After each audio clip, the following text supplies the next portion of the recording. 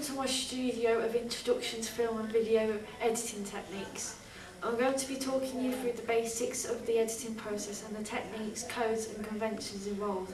Don't worry if you don't know what anything is in this podcast, because I'm going to tell you everything I know about the editing process, its techniques and codes and conventions, but first, let's start with the basics.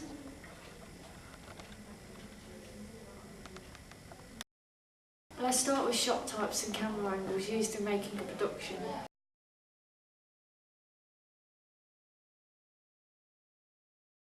Let's get on to the important part, the editing process itself.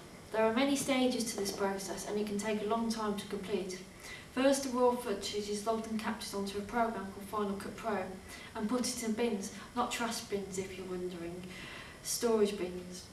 Importantly, the footage needs to be usable, so once it is on the iMac, it is rendered. While the editing is taking place, attention is then turned to the soundtrack of the production. Music and sound effects must be recorded and different tracks combined into a final mix, but normally the composer does not begin work on this until after viewing the rough cut. During this, all the raw footage is assembled into a rough cut which determines the structure and layout of the production to tell the story as economically as possible. Then in the process comes the fine cut, or second rough cut as some people call it. This stage of editing the footage is more structured and more defined than the first rough cut. During this time the finished product begins to take shape. Now we go on to the fine cut, the finished product.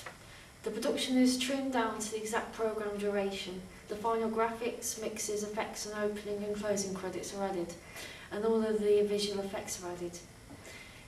After this, there is a screening of the production. For example, if it were a film, it would be at a premiere at a cinema.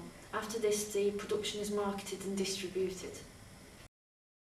Lastly, a few more conventions and techniques to explain about point of view shots and montages.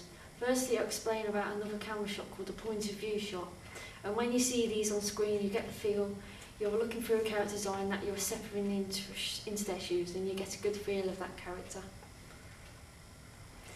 Have you ever seen a film where there's an accumulation of footage or images that tell a story? They're called montages. A good example of this would be the 2009 film Avatar, where Jake Sully is getting used to his life in the village of the alien Na'vi. Montages are really good for telling a story and are especially good with some background music. Happy editing!